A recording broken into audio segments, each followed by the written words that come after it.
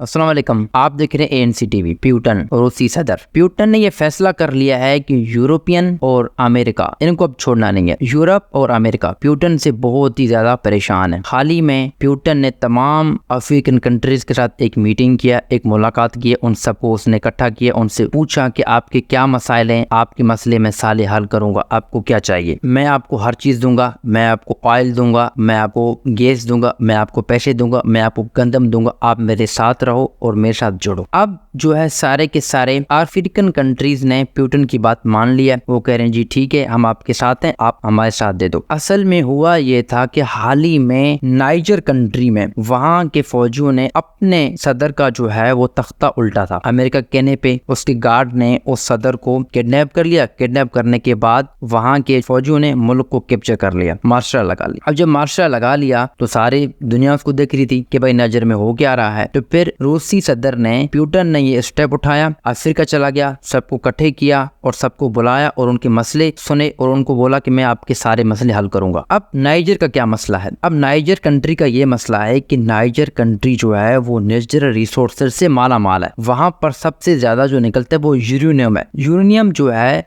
वो बहुत ही ज्यादा पाया जाता है नाइजर कंट्री में। न सिर्फ यूरेनियम, ऑयल भी निकलता है, गैस भी निकलता है और भी ज्यादा चीजें निकलती हैं वहां से। अब फ्रांस जो है वो नाइजर का मोहताज है। फ्रांस का 34% जो लाइट है, जो बिजली है, वो नाइजर की वजह से चलता है, वो यूरेनियम से चलता है। फ्रांस का हर 3 लाइट में से 1 लाइट तो नाइजर की वजह से चलता है। अब प्यूटन ने कहा कि फ्रांस की लाइट बंद करनी है मुझे। पहले उन्होंने यूरोप को तंग किया, उनका गैस बंद किया, यूक्रेन के साथ जंग किया, यूरोप की बात नहीं मानी। अब यहाँ पर भी प्यूटन इनको तंग कर रहा है। उनको पता है भाई जहाँ प्यूटन जाता है तो प्यूटन के पीछे चाइना खड़ा है। अब इसकी वजह से यूरोप पूरा परेशान है और अमेरिका भी परेशान है। अमेरिका के तो वैसे भी बुरे दिन आए हुए हैं। अमेरिका की सुपर पावर अब खत्म। अब सुपर पावर जो है वो चाइना और रशिया बनने जा रहा है नेक्स्ट। अब एक्चुअल में नाइजर का जो मसला है वो बहुत ही ज्यादा इंपॉर्टेंट है, क्योंकि नाइजर कंट्री में फ्रांस के अड्डे हैं फौजियों के और अमेरिका के भी फौजियों के अड्डे वहां पर हैं। वो वहां पर फंस गए। वो कह रहे हैं कि प्यूटन ने रातों रात ऐसा गेम उलट दिया कि वो परेशान है, सर पकड़ के बैठे हुए कि हम अभी करें क्या इस शख्स के साथ। उसने पूरे अफ्रीकन कंट्रीज को मिलाया और उनके साथ बैठा और उनकी जो मिलिट्री है जिसे नाइजर को कंट्रोल किया था उसको भी बिठाया, फौजी को, और उसको बिठाया कि क्या मसले मैं हल करूंगा। और उनके जो सदर था उसको वापस लाया। मतलब तमाम उसने मसले वहां के हल किए और उनको बोला जो मैं कह रहा हूं आप करो और जो आपके मसले हैं वो मैं हल करूंगा। अब देखिए अमेरिका जहां भी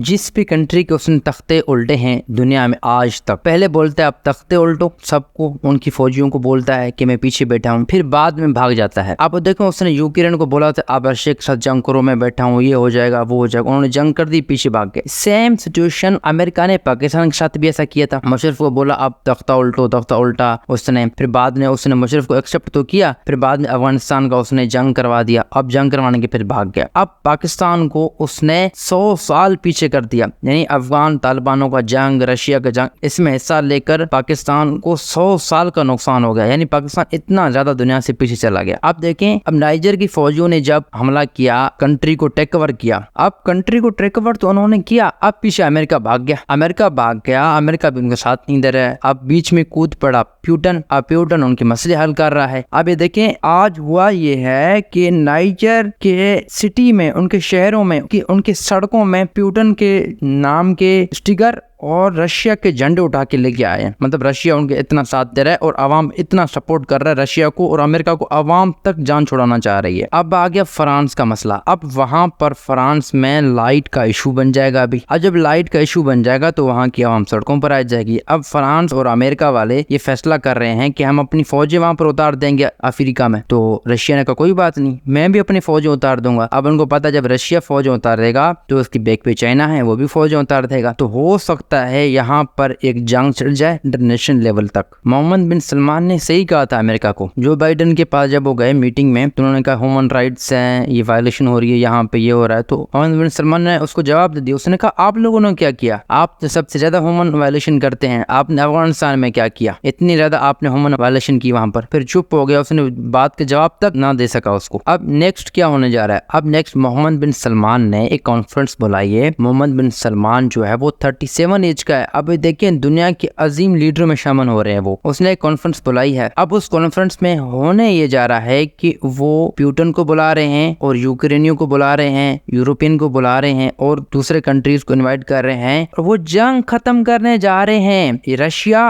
और यूक्रेन की जंग को वो खत्म करने जा रहे हैं, जो है मोहम्मद बिन सलमान। अब देखें ये भी मसला हल होने जा रहा है, मोहम्मद बिन सलमान इसको हल कर रहे हैं। अब अमेरिका के हाथ से गेम निकल चुका है। अब अंदाजा लगाएं, अमेरिका ने मोहम्मद बिन सलमान को कहा कि आप हमारी ऑयल प्रोडक्शन को बढ़ा दें, प्राइसें कम कर दें। इसने साफ साफ मना कर दिया। उसने कहा ये सऊदी अरब के वो पहले वाले हुक्मरान नहीं है, ये मोहम्मद बिन सलमान का सऊदी अरब है। अब अमेरिका को हर तरफ से मुंह की खाने पड़ रही है, हर कोई उसको बातें सुना रहा है, हर कोई उसकी बात नहीं भी मान रहा। अब अमेरिका हैरान है कि अब मैं करूं तो करूं क्या, मेरा तो जवाल आ गया है, मैं कोशिश कर रहा हूं, मुझसे कुछ हो नहीं पा रहा। हाल ही में अमेरिका ने इंडिया को अपने पास बुला लिया था, मोदी को बुलाकर उसने चाइना के खिलाफ बातें की और सीपेक को खत्म करने की बातें की कि आप पाकिस्तान से जंग करो, जो गिलगित का एरिया है आप ले लो ताकि सीपेक का मंसूबा खत्म हो जाए और पाकिस्तान और चाइना का। अब होना यह है कि अमेरिका का जवाल है भाई। अब अमेरिका अपने जवाल लिख ले, अमेरिका जवाल में है। अब कोई ना उसकी बात मानेगा और न कोई इसका कहना मानेगा। आने वाले चंद सालों में आपको दिखाई देगा कि अमेरिका जो है वो दुनिया में उसकी कोई वैल्यू नहीं रहेगी। Thank you for watching our channel, like and subscribe our channel.